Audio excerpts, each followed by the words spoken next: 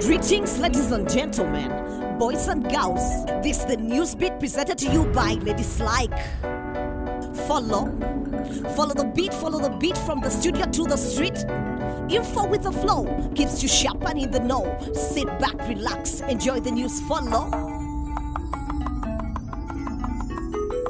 For years, universities have been judged on their majestic buildings, on their libraries, and on the level of faculty teachings. But when Professor Baria Mureba became Vice Chancellor of Makerere University in 2009, he set a mission to transform the institution. To keep up with modern times, he transformed the academic registrar's department, shifting away from paperwork and making it more tech-dependent. Students now get their transcripts in November, quite an improvement from the old system. They used to wait up to 10 years for their transcripts, a sign of university that is derelict. Students now receive their transcripts right after graduation, a normal practice for any world-class education institution. Now others have adopted Baria Mureba's best practices, like the University of Mbarara. Now on the country's best institutions list, Kyambogo University has launched their e-campus, which also prevents students from cheating and not paying a definite plus. The system was set up with Kyambogo's best IT students and now manages all administrative matters on the campus, from enrollment to e-registration to e-libraries and application. Everything now managed without a problem, and maybe for the next elections, our government could adopt a similar system. Young girls worldwide are being forced into marriage. Our reporter MC Loy is here with a full report. 15 million underage girls around the world are forced to become child brides every year. And in many world regions, the practice is still a deeply entrenched culture. Africa has 15 of the 20 countries with the world's highest rates of child marriage, as 40% of the married women in sub-Saharan Africa are underage. In one-third of Ethiopian states, girls marry under the age of 15. But in northeast Ethiopia, child marriage is at the extreme, where a man can kidnap and rape a woman in traditional practice called telefa, and later legitimately assume marriage for being her unborn child's biological father. However, the outlawed traditional practice has proved costly to the Ethiopian government, as Ethiopia was ordered to pay $150 to Oineshen's Benningashin settlement for being abducted, raped and forced to agree to a marriage arrangement.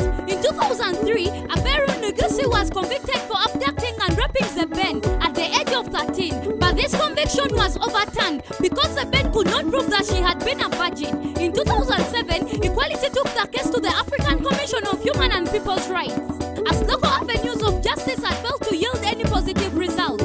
Rights groups called for justice for the violation of local and international law, and the girls' rights to equality, dignity and fair trial. This year, the Gambia-based court ruled that the Ethiopian government should pay for human rights and malpractice, since it had failed to protect Zeben or provide her with any justice. This ruling has come as a welcome development on the African continent, which has the world's highest percentage of mothers that are adolescents, and where many young girls are married off to pet pets owned by their parents, and many others wedded off for financial initiatives and marriage payments. If the practice is left unchecked, sub-Saharan Africa is likely to surpass South Asia as the region with the world's largest number of child brides in the near future.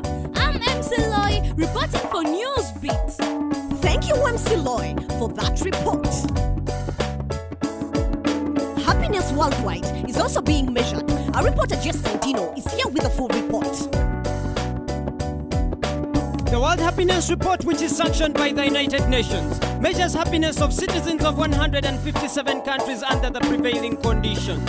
The countries are ranked on health, life expectancy and job security, along with political freedom, family relations, level of corruption and generosity. This year Denmark once again took top spot due, in part to its effective welfare system, under which its citizens are confident that the government will support them as everyone accesses the hospital and general practitioners.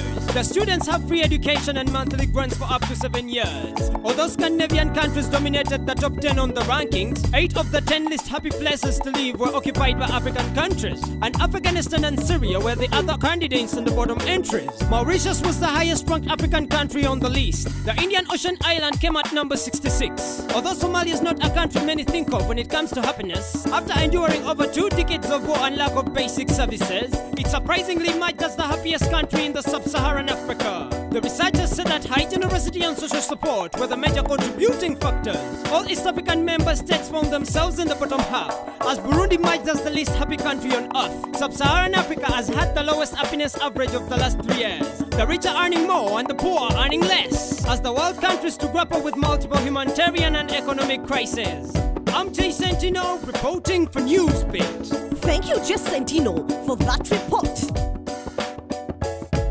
Over 3,000 women are diagnosed with cervical cancer every year, and thousands die from treatable diseases, yet help is so near. It's the leading cause of cancer deaths in Ugandan women, and even though it's so deadly, it has become more common. The growth of abnormal cells resulting into cancer sometimes form a lump known as a tumor. Cervical cancer starts in the cervix, the lower end of the uterus, and is mainly caused by the human papillomavirus, which can be transmitted through sexual intercourse. Men can be infected by HPV virus, but can't get cancer because they don't have a cervix.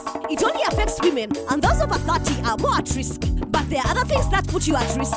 Here is a helpful list. If you have the perhaps simplex virus of STI chlamydia, if you have sex with multiple partners or early sex activity, if you have sex with men who had STIs in their sexual history, if you have low levels of carotene, folic acid and vitamin C, even your lifestyle can make the risk increase, especially when smoking cigarettes and lack of exercise. It is possible to treat and cure cervical cancer, and for young girls, there is a better offer. Girls from 9 to 13 can receive the HPV vaccine. But the most important thing for all women is to go for screening, because at first, cervical cancer has no sign and symptoms. But in advanced stages, women experience abnormal bleeding, pain in their lower abdomen, unusual discharge, and by that time, it may be too late to take charge. Early detection is the way to cure, so better have regular tests just to be sure. Go to a government facility for service or any of the Mary Stopes clinics. The centers in Namuongo and Kavule offer tests which cost only 5,000 shillings. They also offer cryotherapy, the first-line treatment with a session at just 10,000 shillings per client. For more information, call now. Their free hotline is 0800-120-333. That was the news of the beat. Next week will be another hit. Still ladies like, reporting live and direct with love and respect. Follow the beat, follow the beat, follow the beat, follow the beat. Follow the beat. Follow the beat, follow the beat, follow the beat, follow the beat. Yes, follow the beat.